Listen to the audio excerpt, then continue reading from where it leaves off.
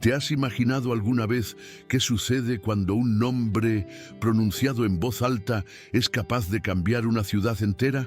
En el gélido corazón de Madrid, en 1897, una costurera fue humillada ante los poderosos, hasta que el destino hizo resonar su nombre en un salón que jamás había escuchado la voz de la justicia.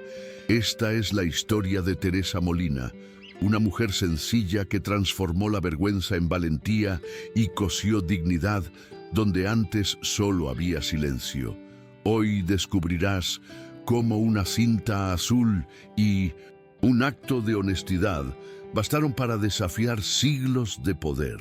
Si te gustan las historias que la historia intentó ocultar, suscríbete ahora, dale a me gusta y prepárate, porque esta es una de esas historias que te marcarán para siempre. En aquella fría mañana madrileña, el salón del ayuntamiento parecía más grande de lo habitual, como si el mármol reluciente estuviera allí para recordar quién tenía apellido y quién no.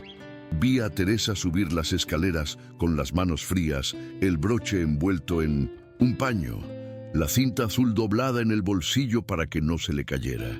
Venía decidida, no por audacia, sino por esa clase de honestidad que avergüenza a quienes la observan desde arriba. Dentro, las señoras estiraban el cuello y cuchicheaban, y los empleados ya se sabían el guión. Los del pueblo entraban encogiéndose de hombros. Rafael ya estaba al fondo del salón, alineado como en un retrato oficial, intentando creer que el control lo soluciona todo. Exteriormente inmune, interiormente un viejo cansancio le palpitaba en el pecho, como cuando piensa en las cadenas de producción que giran sin mirar a nadie. Se fija en Teresa sin esfuerzo, no por su vestido sencillo, sino por la forma en que intenta desaparecer, y siente cómo crece la incomodidad, esa tibia vergüenza de quien sabe que podría haber hecho más antes. El reloj da las 11 y poco después, y el aire huele a cera, pintura fresca y una sensación de inquietud. Es uno de esos días en que la ciudad muestra su peor cara.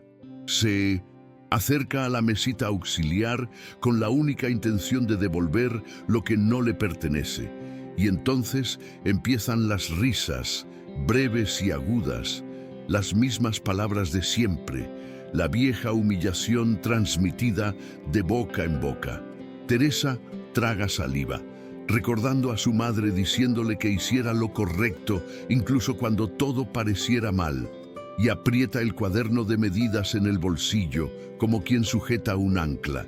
Rafael observa impasible, pero por dentro repasa una lista de decisiones cobardes que tomó por conveniencia, y eso pesa más que los discretos anillos en sus dedos. El silencio se rompe cuando el notario entra con el sello rojo y pide atención, y la sala vuelve a respirar al unísono. Abre el documento de la condesa Mercedes, las páginas crujen y los nombres empiezan a caer como piezas de un inventario, hasta que llega uno que nadie esperaba: Teresa Molina. No es el sonido del nombre lo que resuena en el aire, sino lo que el nombre significa allí, ante aquellos que se rieron. Teresa permanece inmóvil, con la espalda recta a pesar del temblor en sus manos, y Rafael siente cómo su armadura se resquebraja en un punto que desconocía. La ciudad se desplaza medio milímetro hacia adentro. El notario se aclara la garganta y comienza a recorrer los objetos como si atravesara un estrecho pasillo lleno de puertas que se abren solas. Cada nombre mencionado provoca un pequeño gesto en el público: una ceja alzada, un abanico que se detiene en el aire, un anillo que gira en un dedo. Teresa permanece cerca de la mesilla, con el broche aún envuelto en su paño, intentando sincronizar su respiración con el tic-tac del reloj de pared. Esconde la cinta azul en el bolsillo porque sabe que el azul simple irrita a quienes gustan de las cintas anchas y caras. Tras la firmeza, su cuerpo exige recuerdos. La noche en que sostuvo los hombros de la condesa en la esquina del barrio, el carro detenido, el olor a leña, la conmoción de ver a una dama bien vestida desmayarse como cualquier otra. Teresa recuerda sostenerle la cabeza, esperar a que recuperara el aliento y traerle agua, y también recuerda el suave agradecimiento, casi una disculpa, que en aquel momento pareció insignificante y ahora pesa como un lastre. Rafael observa y sin querer busca a su madre en las manos de Teresa, la misma forma de ocultar con cuidado sus uñas desgastadas, la misma costumbre de enderezar la postura cuando alguien la mira con desaprobación. Se da cuenta de que la ira que siente no proviene de las burlas en el salón. Proviene del tiempo que pasó sin hacer nada mientras las máquinas corrían y las mujeres se encorvaban. El notario continúa. Encuentra la hoja marcada, hace una pausa un segundo más larga de lo que dicta el protocolo y al reanudar, el salón cierra. Teresa vuelve a oír su nombre, ahora con nombre, apellido e intención, y no le parece un premio, le parece una citación. No sonríe, no llora. Mentalmente repasa el camino a casa, el precio del pan, la hora de recoger a su hermano, como si su cuerpo necesitara cosas sencillas para no desmayarse del susto. Rafael, por su parte, siente un claro desarraigo. Todas las conversaciones frías sobre filantropía que ha repetido pierden su matiz, y solo queda la cruda sensación de que ha llegado el momento en que o hace lo correcto o confirma lo que los demás piensan de él. La cláusula a favor de Teresa se describe con una precisión que no deja lugar a rumores disfrazados de duda, fondos reservados, propósito definido, plazos y directrices técnicas, y allí, en medio, la idea de una escuela-casa con contabilidad abierta y educación para quienes nunca tuvieron un cuaderno con su nombre en la portada. El documento también vincula todo a un nombre que incomoda a los presentes. Rafael, coadministrador y responsable de asegurar que la donación no sea solo eso, sino una estructura. El ambiente se tensa al leerlo, como si la sala recibiera un tirón invisible. Las señoras alzan la barbilla. El primo de la condesa aprieta los papeles que lleva en el bolsillo y empieza a moverse como si ya hubiera ensayado una objeción. Teresa piensa en su hermano, en las tardes que pasaba corrigiendo su letra con el trozo de grafito, en el miedo que sentía cuando los rumores de la ciudad llegaban a la puerta de la pensión. Ella recuerda a su madre diciéndole un día que lo correcto es ruidoso y lo incorrecto también, y que la diferencia radica en quién puede mantenerse firme cuando llega el ruido.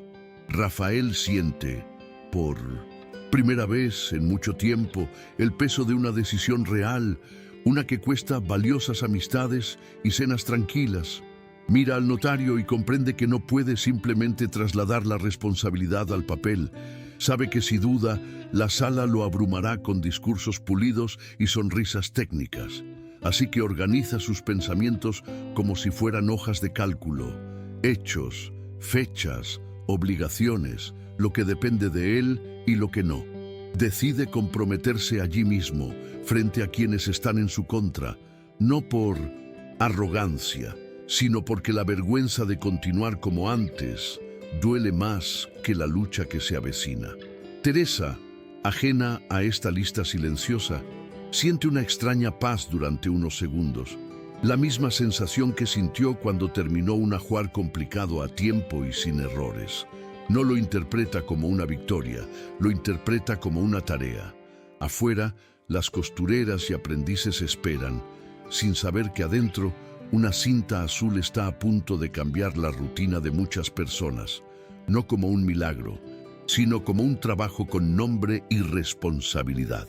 El notario termina de leer y el sonido de las plumas rasgando las actas se mezcla con un murmullo creciente, un murmullo que oculta un veneno. La aristocracia reacciona con miradas, no con palabras.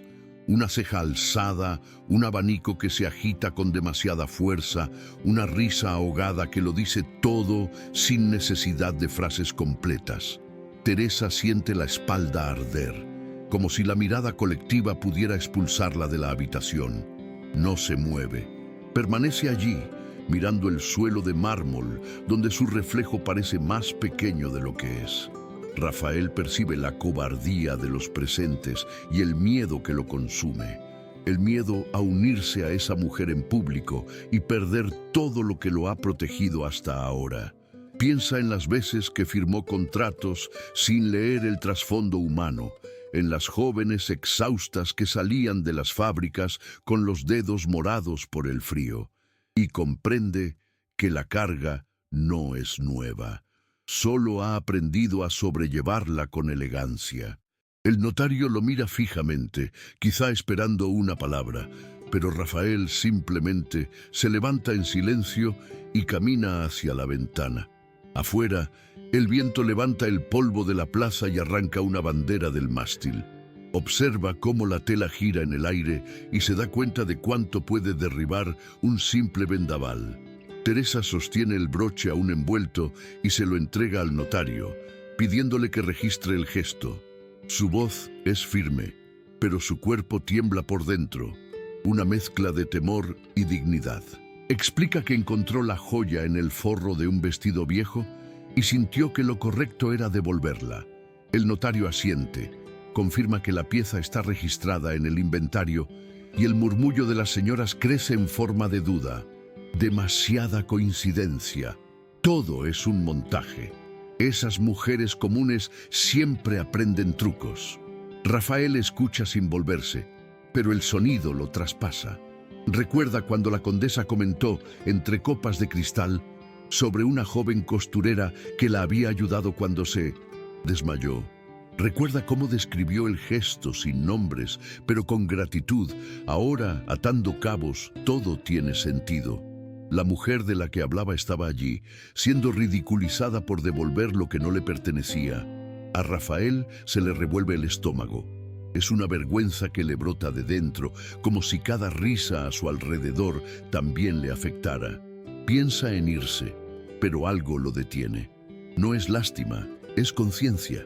Comprende que lo que ve es un retrato exacto de lo que siempre fingió no ver. Una desigualdad tan pulida que casi parece normal. El notario anuncia un breve receso antes de la firma de las confirmaciones y la sala se dispersa en pequeños grupos que intercambian comentarios mordaces disfrazados de preocupación. Rafael permanece inmóvil, pero por dentro sus pensamientos fluyen como un río después de la lluvia. Recuerda la primera vez que visitó la fábrica, aún joven, y el ensordecedor ruido de las máquinas. Recuerda a las mujeres encorvadas, a los muchachos frágiles que arrastraban rollos de tela y a su padre diciendo, lo importante es el producto, no el proceso. Creció repitiendo esa frase como si rezara. Ahora, al ver a Teresa, el proceso humano que todo el sistema intentó ocultar, comprende la magnitud de la omisión. En el fondo, no era solo culpa, era miedo a ensuciarse las manos con la verdad. Siente algo sin precedentes, un deseo de enmendar que no se alimenta del heroísmo, sino de la inquietud. Observa al notario recoger el broche y de repente el sencillo gesto de la costurera le parece más noble que cualquier ceremonia. Hay una pureza allí que desentona con el frío mármol de la habitación. Rafael sabe que si guarda silencio una vez más, jamás podrá volver a mirarse al espejo sin ver la mirada de su madre. Aquella mujer que cosía a la luz de las velas y escondía sus manos heridas para no preocupar a su hijo. Mientras tanto, Teresa permanece en un rincón, casi inmóvil. El corazón le palpita con fuerza, pero su rostro permanece sereno, porque aprendió desde niña que mostrar miedo da a los demás motivos para reírse más. Observa a los caballeros de frac pasar como si fueran dueños del lugar, y siente la diferencia entre el peso del lujo y el valor del honor. En su bolsillo, la cinta azul parece palpitar, como si le recordara el motivo de su presencia. Recuerda a su madre diciendo que la honestidad no trae fama, pero sí aligera la almohada. Piensa en su hermano Miguel, esperándola en la escuela, y en cuanto desea que crezca en un mundo menos cruel. Ese recuerdo es lo que le impide llorar. El notario la llama de nuevo y esta vez no hay risas, solo un silencio incómodo, como si todos esperaran que tropezara. Pero Teresa da un paso firme, entrega el papel, confirma los detalles y regresa a su sitio sin bajar la cabeza. El gesto es pequeño, pero en ese salón lleno de vanidad suena como un grito ahogado. Rafael siente por primera vez verdadero respeto, no el que proviene de una posición de poder, sino el que proviene del encoraje. Cuando el notario reanuda la sesión, el ambiente ya ha cambiado. La elegante frialdad del mármol ahora parece mezclarse con una tensión palpable, casi eléctrica. La gente se acomoda, intentando fingir indiferencia, pero el nombre de Teresa aún flota en el aire como polvo dorado que nadie puede disipar. Rafael, incluso sentado, siente el peso de las expectativas. Sabe que la mirada de toda la ciudad está puesta en él. Como concejal y administrador de la herencia de la difunta condesa, se espera de él compostura y distanciamiento, pero lo que crece en su interior no se corresponde con la neutralidad esperada. Hay algo entre la ira y la vergüenza, una mezcla que lo obliga a enfrentarse a sí mismo. Piensa en cómo la condesa, antes de morir, parecía cansada de vivir con la hipocresía disfrazada de caridad. Recuerda haberla oído decir: un nombre pronunciado con respeto puede valer más que una fortuna. En aquel momento pensó que era una exageración. Ahora, al oír el nombre de Vincent Teresa resonar de nuevo en la sala, comprende lo que quiso decir. Resulta extraño darse cuenta de que una mujer considerada del pueblo tiene más dignidad que muchos caballeros con trajes a medida, incluido él mismo. Teresa siente la mirada de Rafael sobre ella y, por un instante, piensa en bajar la cabeza, pero no lo hace. No es desafío, es instinto. Comprende, sin saber por qué, que algo en ese hombre ha cambiado. Las miradas arrogantes continúan, pero un hilo de respeto emana de algún lugar, quizá de la incomodidad colectiva. Cuando el notario lee la parte del testamento que la nombra directora de la escuela, el murmullo se convierte casi en una ola. Las damas cuchichean, uno de los abogados de la familia se aclara la garganta con impaciencia y el primo de la condesa se adelanta con una sonrisa fingida, diciendo que la idoneidad de esta joven debe ser verificada. Teresa no responde, solo se ajusta la cinta en el bolsillo y permanece impasible. Rafael lo observa todo y siente que le hierve la sangre. Podría intervenir en ese momento, usar su título, su tono, su autoridad, pero no lo hace, todavía no. Él entiende que intervenir sin convicción sería repetir el gesto teatral de siempre, y lo que lo consume ahora es la necesidad de hacer algo genuino, no algo conveniente. Así que permaneció en silencio, respirando hondo, sintiendo cada palabra injusta como si fuera una espina necesaria para despertarlo. El primo de la condesa se levanta y habla en voz alta, sin disimular su desprecio. Afirma que es imposible que una costurera haya sido mencionada en un testamento de tanta importancia e insinúa falsificación. La ya tensa sala se convierte en un campo minado.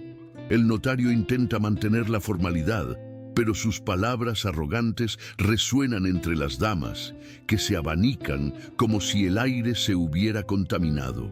Teresa, inmóvil, observa cómo el hombre habla de ella como si fuera un objeto sospechoso.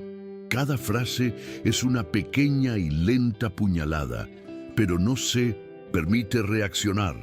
Aprendió desde joven que, entre los gritos de los poderosos, a veces un silencio firme vale más que 1000 argumentos.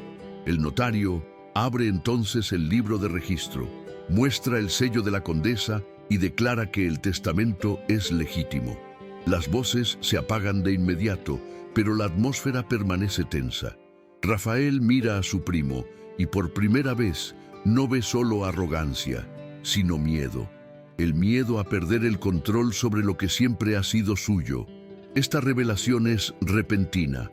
El poder no se sustenta en la fuerza sino en la costumbre, y comprende con dolorosa claridad que ha dedicado toda su vida a mantener viva esa costumbre. Teresa siente un ligero mareo, de esos que dan ganas de huir, pero el alma le ordena quedarse. Piensa en su madre, en las mañanas tempranas en que cosían en silencio, compartiendo la luz de una lámpara. Recuerda haber oído historias de personas humilladas que aún así seguían cosiendo hasta el último hilo. Se aferra a ese recuerdo para evitar que el miedo la domine. El notario le pide que firme el acta testamentaria y la pluma se siente pesada, como de hierro. Le tiembla la mano, pero el trazo es firme y el sonido del tintero resuena en la sala. Hay un segundo de silencio absoluto. Nadie sabe cómo reaccionar. Rafael aprovecha la pausa para levantarse. No lo había planeado, pero algo en su interior lo impulsa.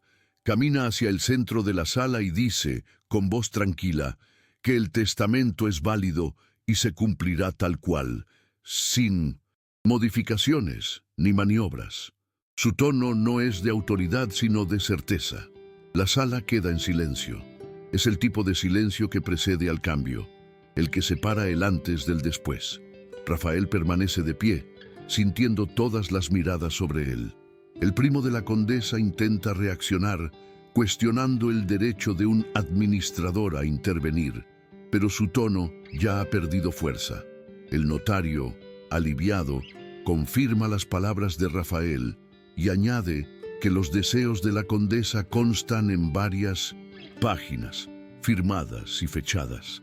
Teresa observa desde donde está y por un instante ve lo imposible. Ese hombre, símbolo de la distancia social que siempre la ha separado del resto del mundo, poniéndose de su lado. Es una sensación confusa, entre gratitud y asombro.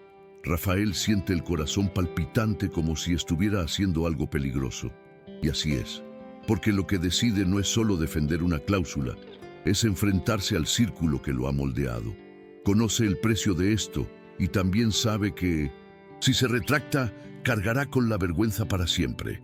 Mira a Teresa rápidamente y reconoce algo que lo desarma: la serenidad de quien no pidió nada, pero lo mereció todo. Y es precisamente esa ausencia de pretensión lo que le permite continuar. Se da cuenta de que el coraje no es ruidoso, es todo lo contrario, surge en medio del miedo. El notario pide a los presentes que regresen a sus asientos. La sala recupera un ritmo pausado, pero ahora la jerarquía parece resquebrajada.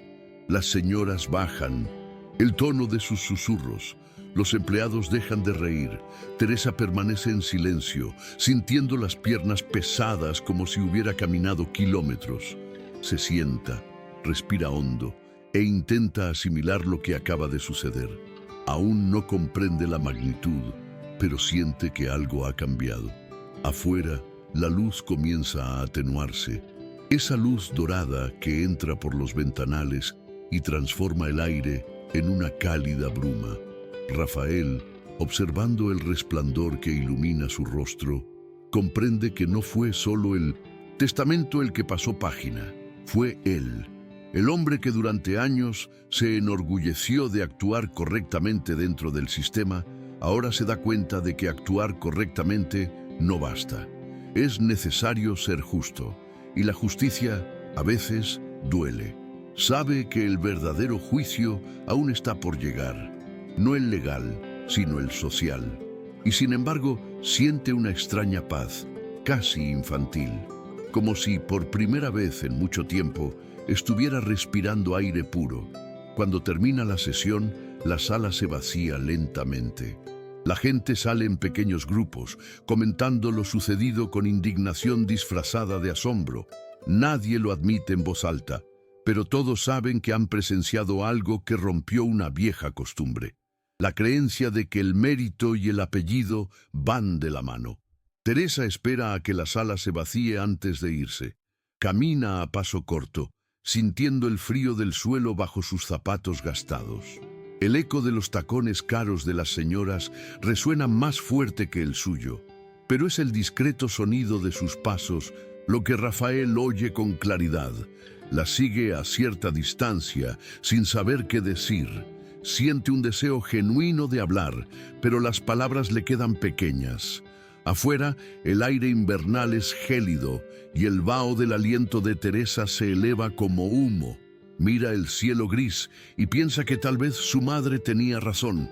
A veces la vida cambia sin previo aviso y el miedo es la primera señal de que uno está en el camino correcto. Rafael observa el mismo cielo y se pregunta cuándo dejó de creer que el bien podía empezar desde abajo. No hay una respuesta inmediata, solo la amarga constatación de que tardó demasiado en despertar. Teresa baja las escaleras del ayuntamiento con el corazón palpitante. Las costureras que esperan afuera se apresuran a averiguar qué ha pasado, pero ella solo sonríe y dice que será un trabajo duro. No da explicaciones, no se altera. Su rostro refleja una mezcla de cansancio y serenidad, como el de quien acaba de cruzar un incendio y aún puede oler el humo. Rafael se queda a unos escalones más arriba, observando aquella escena silenciosa de sencilla solidaridad. Mujeres abrazándose, tomadas de la mano. Comprende que es allí, en ese gesto, donde la ciudad se reconstruye de verdad. Nada que ver con decretos ni sellos. Mientras Teresa se aleja, decide que no dejará que los deseos de la condesa mueran en papel. Quiere ver esa escuela en pie, funcionando, con las ventanas abiertas y el olor a tela nueva. No por caridad, sino por reparación. Y por primera vez en años, Rafael no piensa en herencias ni en negocios, piensa en un propósito. A la mañana siguiente, Rafael se despierta antes del amanecer. La casa está en silencio, pero su cabeza se siente como un mercado en medio de una feria. Repasa cada palabra, cada mirada, cada silencio que pesó más que un discurso. El rostro de Teresa no se borra de su memoria no por fascinación, sino por contraste. Se da cuenta de su firmeza, incluso con el miedo grabado en sus manos. Recuerda cuando su propia madre se levantó, con el rostro enrojecido por la vergüenza, pidiéndole un aumento a su jefe, quien se rió. Ese recuerdo lo ha acompañado desde la infancia, pero siempre lo había mantenido oculto en algún rincón de su mente. Ayer, ver a Teresa fue como si alguien hubiera abierto esa puerta a la fuerza. Se levanta, se acerca a la ventana y observa cómo el vecindario despierta. El sonido lejano de los carros, la campana de la iglesia, el olor a pan recién horneado, todo parece igual, pero algo es diferente. Ya no puede fingir pertenecer a aquellos que lo pisotean. Su mundo ha perdido la comodidad de la indiferencia. Y es curioso cómo esto duele y libera al mismo tiempo. Teresa, a esa misma hora, ya estaba sentada en su pequeña mesa de costura, con las manos aún sobre la tela. Su mente divagaba sin cesar, intentando comprender si lo sucedido había sido real. Su hermano seguía dormido, y ella aprovechó el silencio para pensar en el futuro.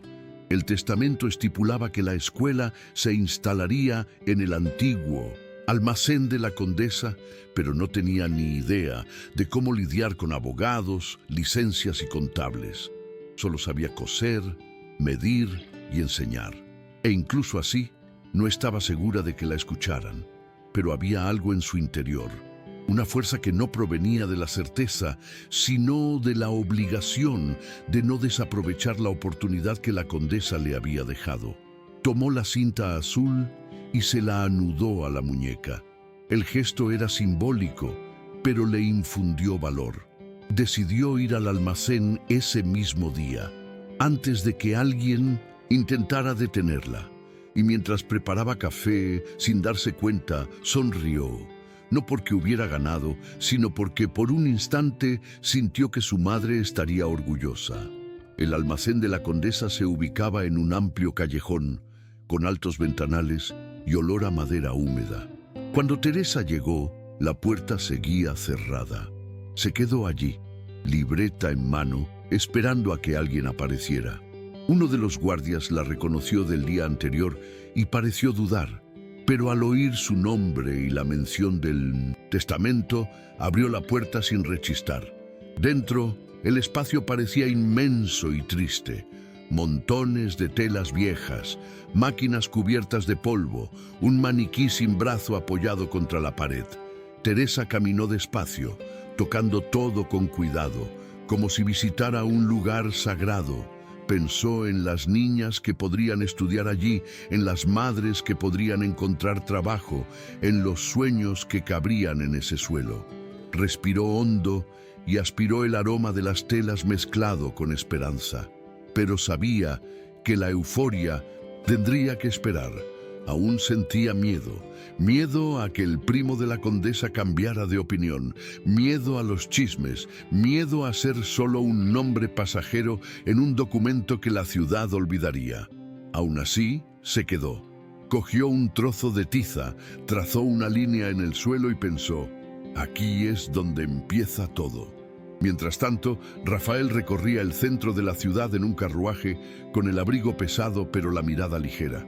Había pasado la noche revisando los antiguos contratos, cartas y notas de la condesa.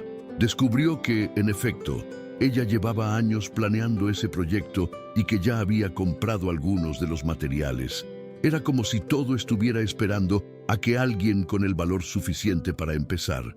Le pidió al cochero que cambiara de rumbo y se dirigió al almacén.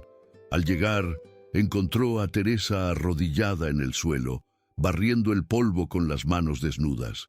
Por un instante, se limitó a observarla, no por lástima, sino por admiración. Aquel simple gesto decía mucho de moralidad o caridad. Bajó del carruaje y entró sin anunciarse. Teresa se levantó sobresaltada, secándose las manos en la falda. Rafael simplemente dijo que había venido a cumplir su promesa, a asegurarse de que el lugar funcionara. No había formalidades ni distanciamiento. Era un acuerdo tácito entre dos personas cansadas de ver cómo se esfumaban las promesas. Teresa lo miró con cautela, pero al ver su mirada sincera, asintió. Y así fue como realmente comenzó el proyecto, sin papeleo ni testigos. Durante la primera semana, el almacén se convirtió en un hervidero de actividad. Rafael envió carpinteros, limpiadores y electricistas, pero se aseguró de no interferir en las decisiones de Teresa. Ella lo organizó todo a su manera, anotando cada detalle en su vieja libreta. No quería lujos, sino funcionalidad. Se abrieron las ventanas, se barrió el polvo y el olor a tela limpia empezó a inundar el lugar. Las mujeres del barrio, curiosas, comenzaron a acercarse. Primero observaban desde lejos, luego se acercaron a ofrecer su ayuda. Teresa las acogió a todas, incluso a aquellas que solo sabían coser. Para ella, lo importante era que se sintieran parte de algo nuevo. Rafael pasaba horas observando, incapaz de ocultar su asombro ante la fuerza colectiva que allí nacía. Él, acostumbrado a dar órdenes frías, descubrió que el verdadero liderazgo se parecía más a escuchar que a mandar. Por la noche, al regresar a casa, podía oler la tela húmeda en sus manos, una señal de que, por fin, estaba tocando algo real. Pero la calma no duró mucho. Empezaron a circular rumores en los cafés y pasillos del ayuntamiento. Decían que Rafael se había dejado manipular, que Teresa era una oportunista y que la escuela era una tapadera para malversar fondos. El primo de la condesa contrató a un abogado joven, ambicioso y dispuesto a demostrar cualquier cosa a cambio de prestigio. Rafael se enteró de los rumores por un colega del consejo y por primera vez en mucho tiempo sintió miedo. No del escándalo, sino de ver cómo el proyecto se desmoronaba antes incluso de empezar. Teresa también oyó los chismes difundidos por las costureras del barrio y fingió no darle importancia, pero su cuerpo la delataba. Dormía mal, con estreñimiento y dolor de cabeza. Aún así, siguió yendo al almacén cada día. Cuando le preguntaron por qué persistía, respondió simplemente: porque si paro ahora, ganan ellos.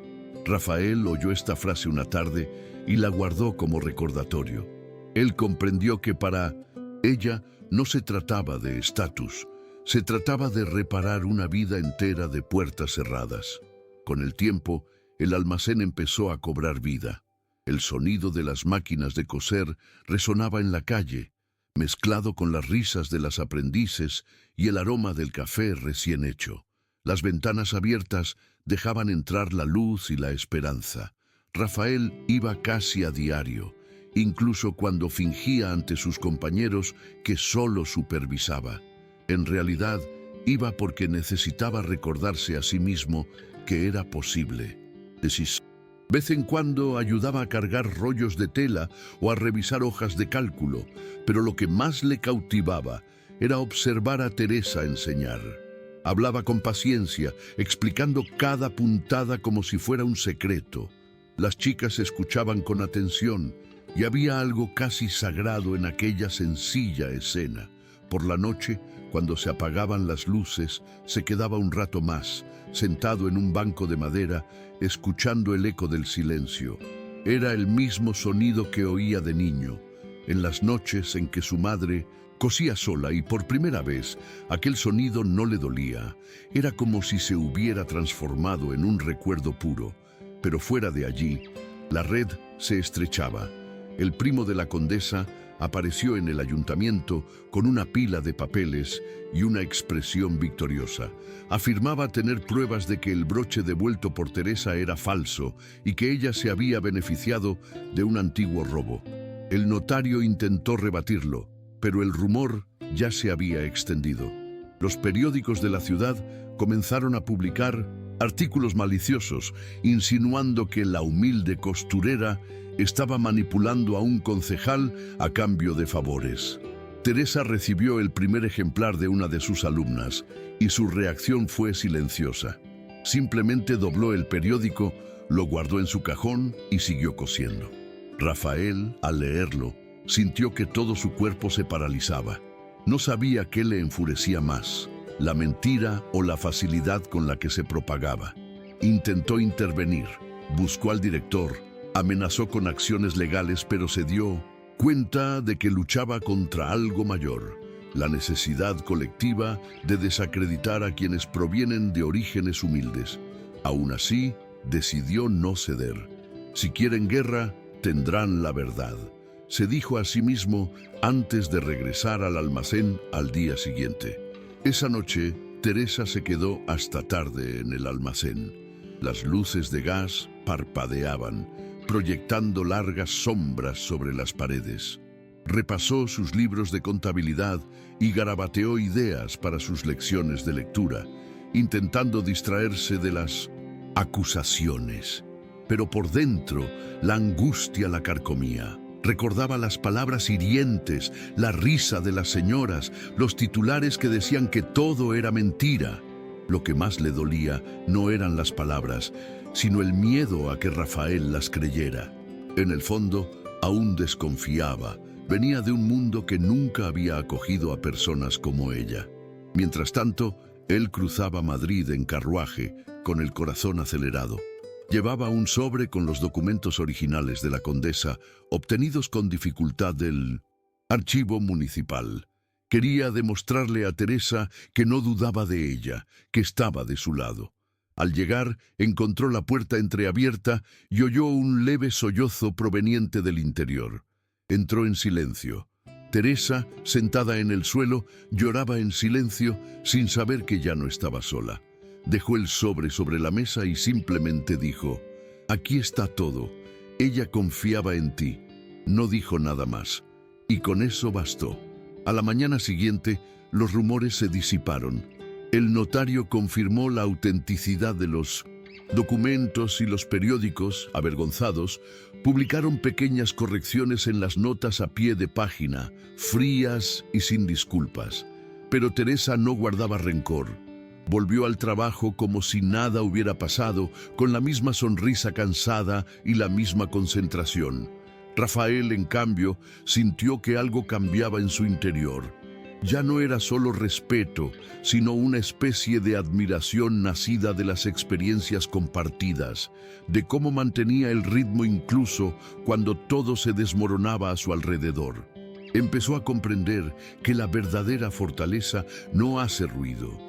Observaba a Teresa dar clase a las chicas y veía en ella el reflejo de la mujer que su madre podría haber sido si hubiera tenido la oportunidad. Por la noche, al salir del almacén, caminaban juntos hasta la esquina. Hablaban poco, pero el silencio entre ellos no era vacío. Era una especie de entendimiento, un nuevo lenguaje, hecho de confianza y gratitud. Con el tiempo, la escuela se convirtió en un hogar. Las paredes se pintaron de un color claro y las mesas improvisadas, hechas con cajas de madera, se transformaron en sólidos bancos de trabajo, elaborados por carpinteros del barrio. Las niñas, antes tímidas, empezaron a llegar solas, trayendo consigo telas y sueños. Teresa lo anotaba todo en un gran libro, al que llamaba el registro de manos. En él escribía el nombre de cada alumna, la primera puntada que habían aprendido y el día de su graduación. Rafael miraba ese libro como si hubiera presenciado un sencillo milagro. Nombres que antes eran invisibles, ahora se conservaban como algo valioso. Y cada vez que firmaba una autorización o liberaba un pago, recordaba la frase de la condesa: «Quien me levantó del suelo tendrá las puertas abiertas». La diferencia era que ahora comprendía el significado. No se trataba de generosidad, se trataba de justicia con memoria. Y cuando sonaba la campana del mediodía, siempre dejaba lo que estuviera haciendo, solo para escuchar el sonido de las máquinas cosiendo al unísono, como si ese sonido fuera el latido del corazón de una ciudad que comenzaba a cambiar. Pero el primo de la condesa no se rindió. Molesto por la publicidad positiva que rodeaba a la escuela casa, intentó un último golpe. Convocó una nueva audiencia en el ayuntamiento, alegando irregularidades en las cuentas.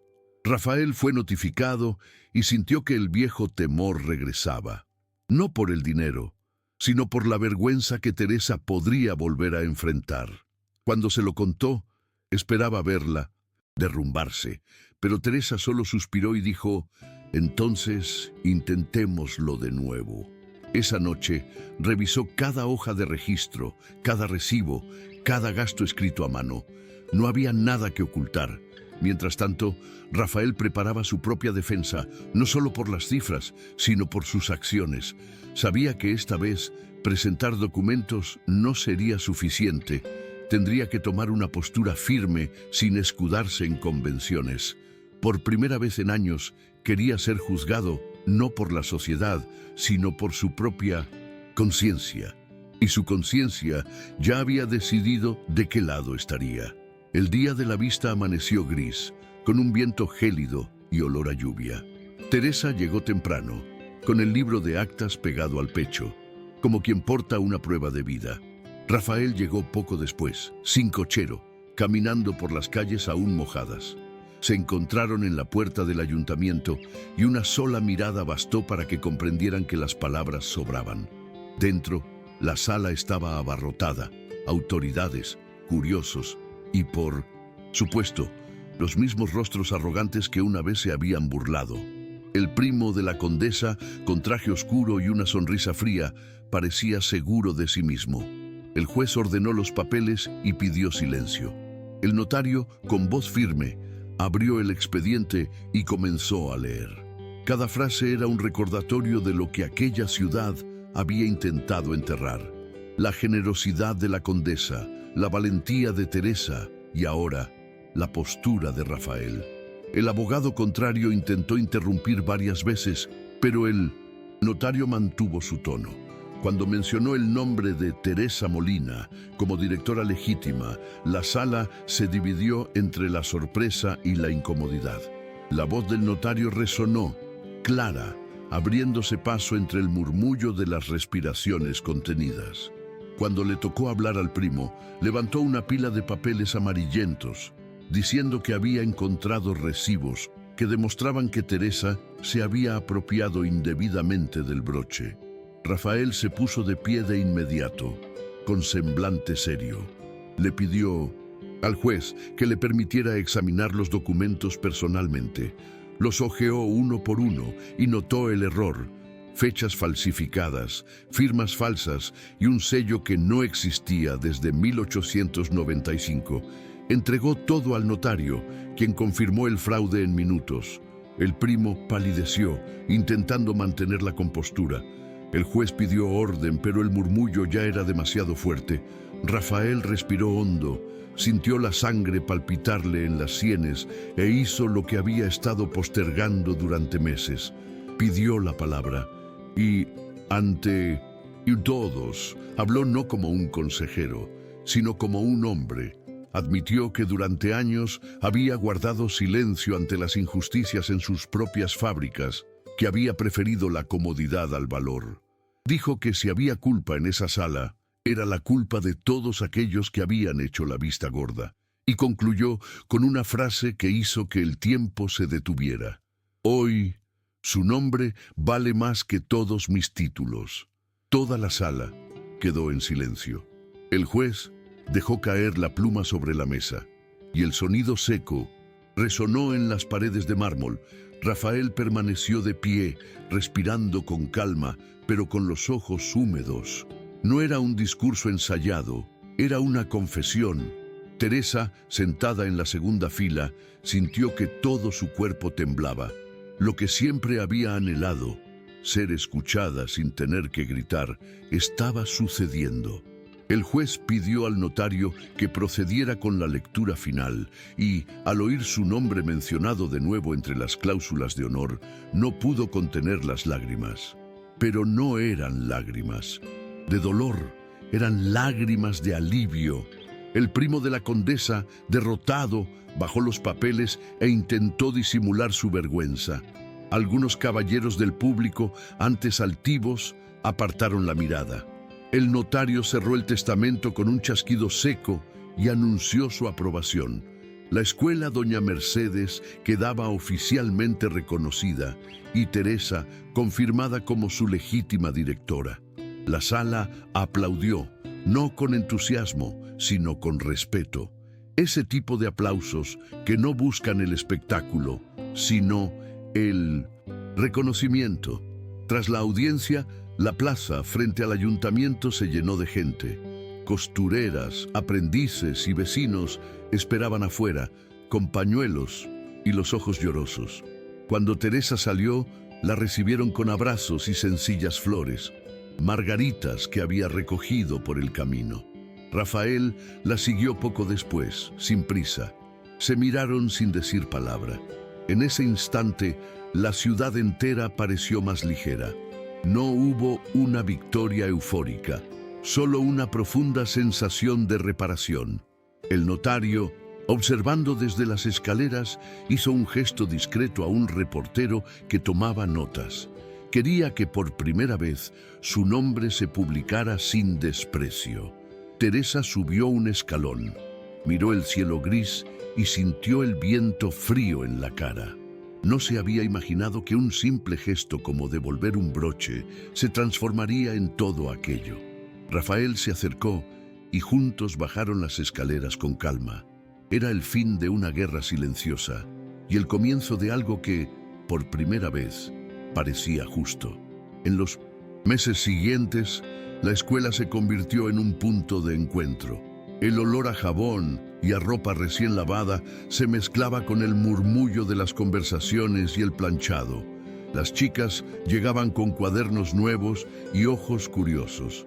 Teresa dividía su tiempo entre enseñar y escuchar, porque comprendía que cada alumna traía consigo una parte de la ciudad nunca antes contada. Rafael seguía presente, pero ahora en un papel distinto, el de aprendiz. Los viernes por la tarde se sentaba a repasar las cuentas y terminaba escuchando las historias de las alumnas. Historias de madres que cosían en la oscuridad, de hijas que querían estudiar, de mujeres que no sabían leer pero que sabían resistir. Ya no vestía el traje de consejero, había cambiado el oro por la sencillez, parecía más humano, menos protegido, y cuando alguien lo llamaba señor, sonreía y respondía: aquí nadie manda a nadie. La frase se convirtió en un lema que colgaba en la pared junto a una cinta azul que Teresa sujetaba con un alfiler. Con el tiempo, el proyecto se extendió más allá del barrio.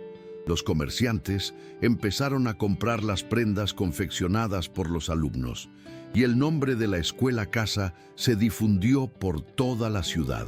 Las señoras que antes se reían, ahora encargaban vestidos y pagaban por adelantado, no por caridad, sino porque eran los mejores. Teresa no se dejó seducir por la fama.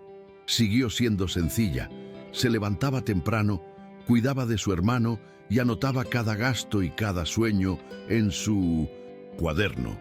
Rafael vio en ella una fuerza silenciosa, una resistencia que no gritaba, sino que transformaba. Algunos días, al terminar la jornada laboral, se quedaba de pie junto a la puerta del almacén contemplando la puesta de sol. Había algo en esa luz que le recordaba al ayuntamiento, el mismo tono dorado que marcó el día en que decidió cambiar. Y comprendió, al ver a Teresa guiar a los alumnos, que aquello era más que un proyecto.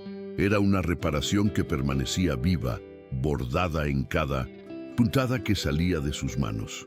Con los años, la escuela casa se integró en la vida cotidiana de Madrid.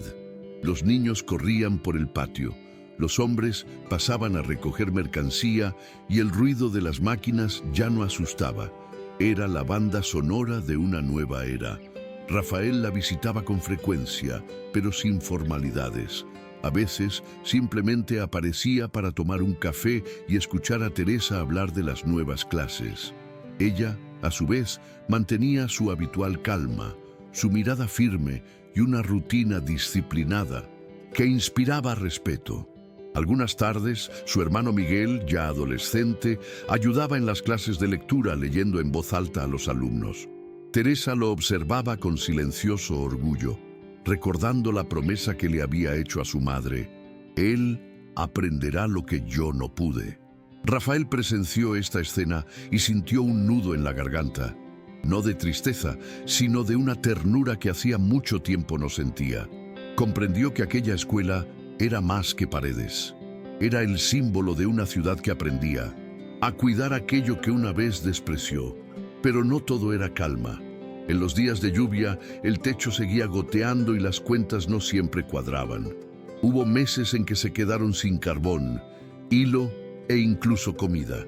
Aún así, Teresa nunca pensó en rendirse. Si paramos, el invierno ganará, decía.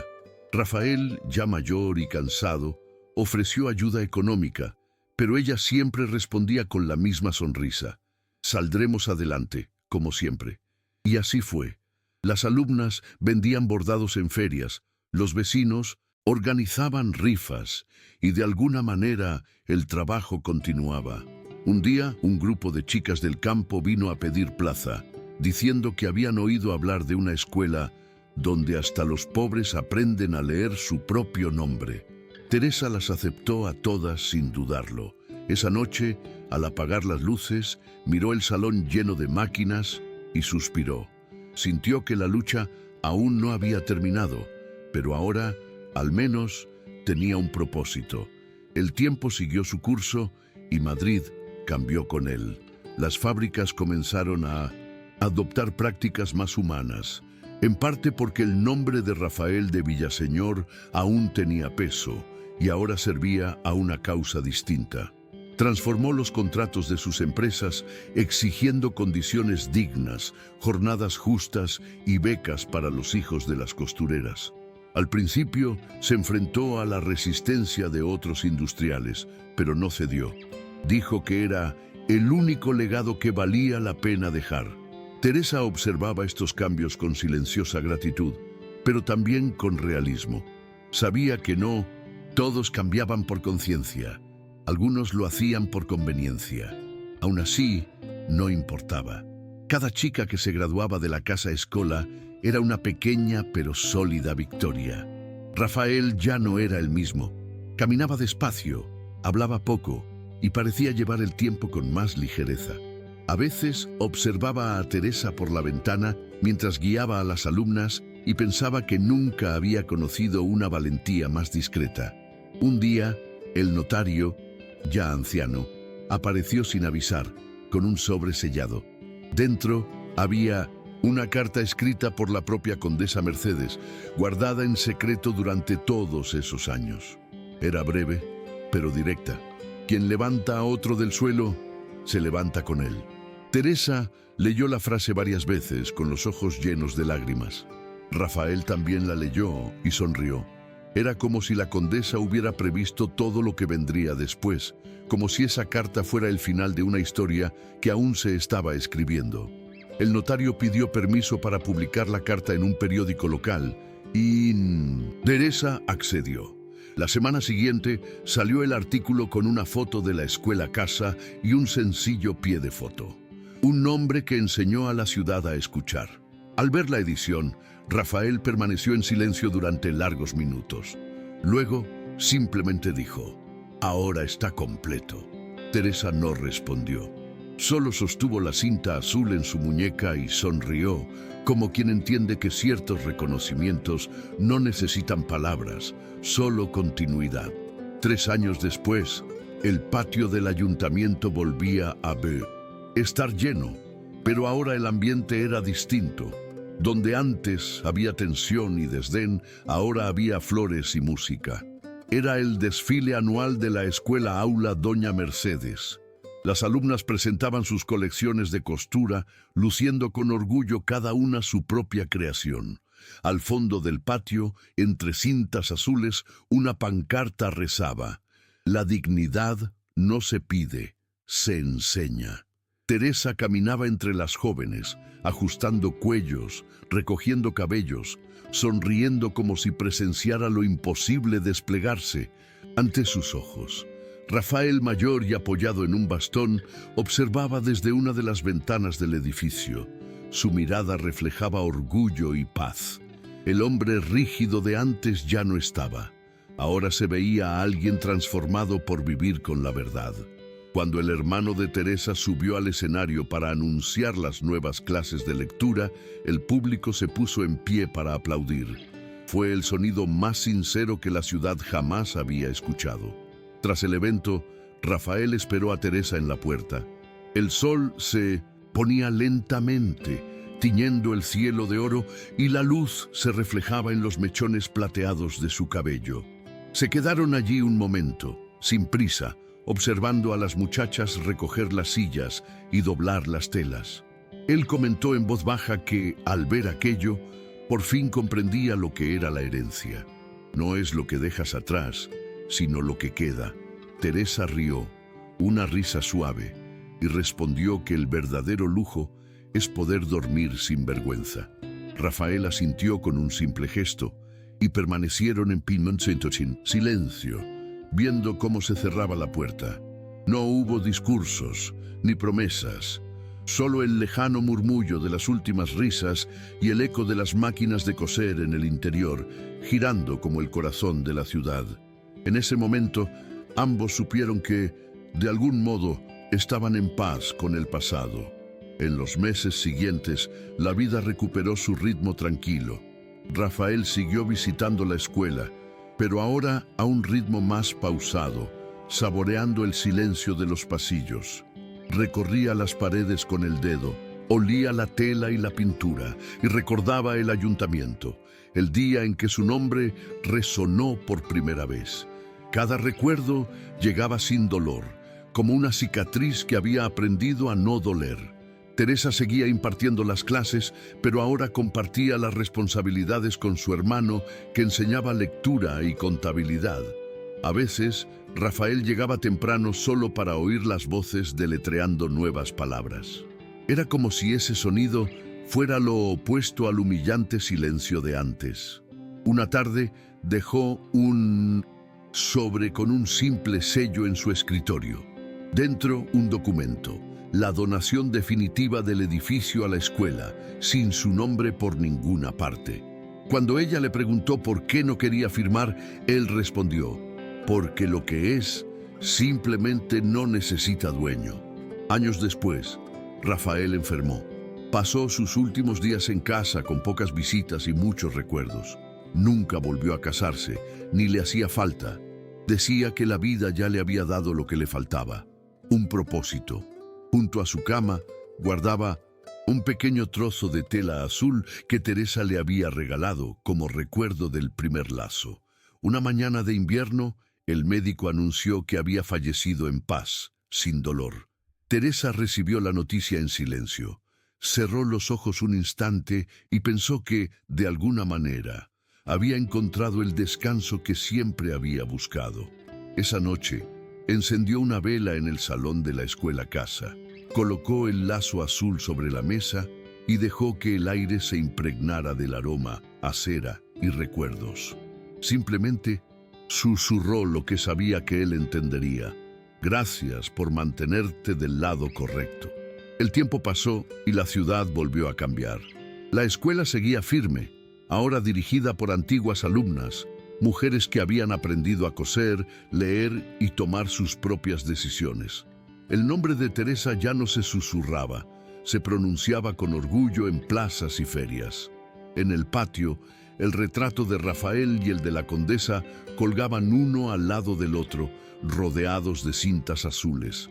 Ese mismo invierno, el periódico local publicó una columna del viejo notario: hay nombres que la historia intenta borrar, pero el tejido de la memoria es más fuerte. Teresa la leyó y sonrió. Ya no necesitaba reconocimiento. Le bastaba con ver a las chicas riendo entre hilos y alfileres, transformando lo que antes era exclusión en profesión y dignidad. Al caminar por el pasillo y sentir el tacto de las telas, recordaba el día en que oyó su nombre por primera vez. Todo empezó allí, en ese instante en que la vergüenza se convirtió en valentía. Una noche, al cerrar las ventanas, contempló el frío cielo madrileño y vio el reflejo de la llama parpadeante en el cristal. Pensó en su madre, en Rafael, en la condesa, y comprendió que todos, de alguna manera, seguían allí. La cinta azul yacía sobre la mesa, descolorida por el tiempo, pero intacta en su significado. Teresa apagó la vela, acomodó las sillas y antes de salir, acarició la pared, sintiendo la textura áspera del yeso, la misma textura de tantos comienzos. Afuera, la calle estaba silenciosa, envuelta en la niebla. Se cubrió la cabeza con el chal y caminó despacio, escuchando a lo lejos el sonido de las máquinas que nunca se detenían del todo. Era la ciudad respirando a través de las manos que algún día nadie querría ver. Y sin necesidad de mirar atrás, Teresa supo que todo aquello, el nombre, la cinta, la escuela, ya era más grande que ella. Al final, lo que comenzó con un broche olvidado se convirtió en una revolución silenciosa. Teresa no solo recuperó su nombre, sino que enseñó a toda una ciudad a escuchar. Y quizás la pregunta que queda es: ¿cuántas Teresas sigue ignorando el mundo por miedo a escucharlas? Si esta historia te conmovió, dale me gusta al video. Compártelo con quienes creen que la dignidad también se construye con las manos y activa las notificaciones para no perderte la próxima inmersión en las sombras de la historia. Nos vemos la próxima vez, porque hay verdades que ni siquiera el tiempo pudo hilvanar en silencio.